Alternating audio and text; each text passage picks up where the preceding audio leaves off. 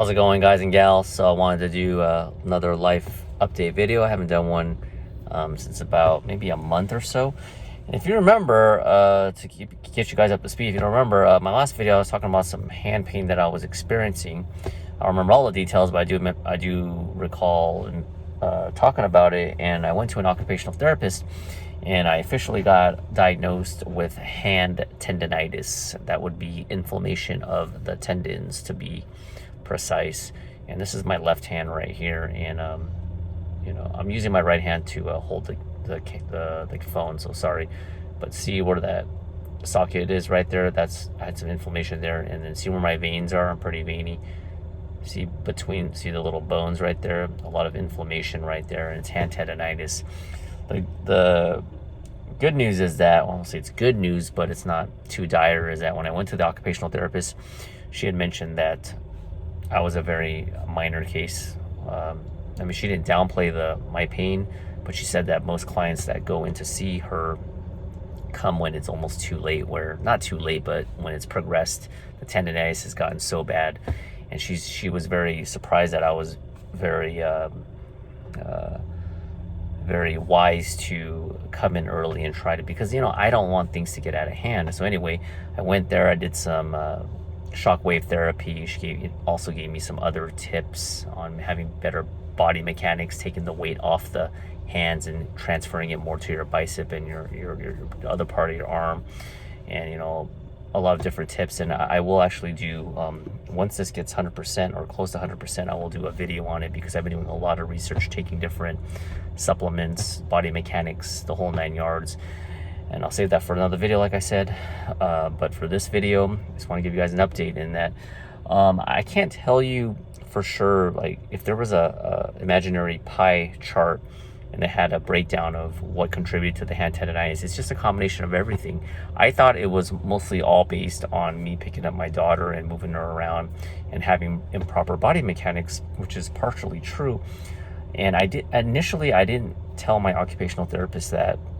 I didn't think it was workout related at all, because I've been working out, lifting weights for over a decade, over 10 years, and I've had no problems. But the more I am self-aware of my pain in my hands, I do notice that some of it has been contributed to my weightlifting, in particular deadlifts, anything that I'm pulling, on my back and bicep day, basically, curls, deadlifts, pull-ups, anything that I have to grip really hard. I'm noticing that's where the pain was elevated. A dumbbell, like lifting up a dumbbell, it was causing strain, and that has contributed to it. So I think it was a perfect storm of everything just adding up, and my body saying enough is enough. So the good news is that yesterday, for the first time in over about a month, because this started, I would say, in early April, that yesterday I did chest and shoulders. I was able to do some pressing movements, some bench press, some dumbbell inclines, declines in regular flat dumbbells. Much lighter weight though. I went up to about 95 pounds on the bench press. Very, very light, but I didn't want to re-aggravate my injury, my inflammation. So that is promising, but I'm going to be very, very patient with it. Excuse me. You don't want to be impatient with it, because if I re-injure it, it could be back to square one. So like I said, a lot of other things I'm doing, taking more supplements, wrapping it up before I work out, a lot of different things. And I do want to do an extensive video on that to help people with hand tendonitis, and get that video out to you guys and gals, because without your hands, it's just, you cannot function. I would say right now, I feel like things are getting much better. I was getting a little discouraged last week. I would say, from a scale from 1 to 10, 10 being 100% feeling the best, I would say my hands are it's more than a 5. I would say 7.5, maybe 8. So it's getting there. Hopefully, keep my fingers crossed and hope for the best. So yeah, I just want to fill everyone in on that. And the last thing I want to say, if you made it this far in this video, is be sure to take advantage of the internet. Information is at your fingertips, at your disposal, and utilize it. Now, not all information on the internet is correct. You have to filter out and use, what's right here between the ears to decipher between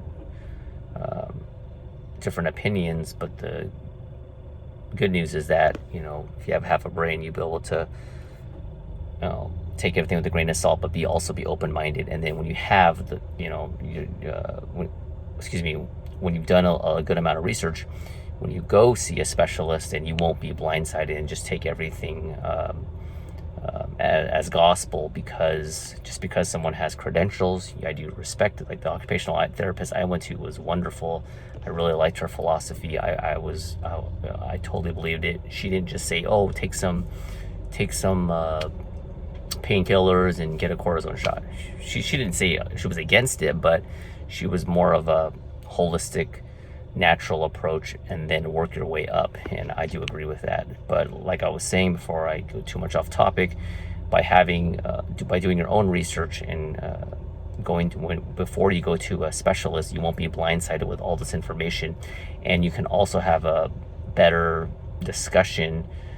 Because if you're, and I've talked about this in other videos before, but yeah, you want to be informed a little bit more. It's like going to a car mechanic, and if I'm not expecting you to know everything, but if you don't have any idea about how a car works, and a person tells you something, you're not going to really have a educated response, right? You want to be able to be like, "Oh, I think I heard about that. So what about this? What about that?" And you can bounce ideas off each other.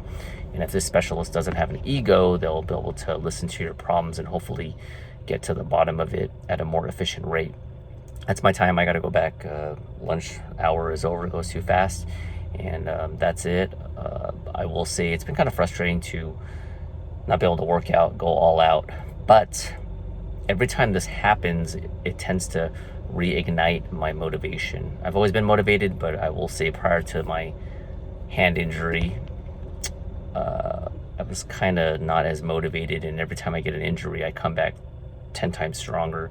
I did it with my ankle problems. I did it with my shoulder impingement, and now I'm doing it, hopefully, to 100% success with my hand tendonitis. I gotta go, 8 minutes in, and talk to you later. Bye.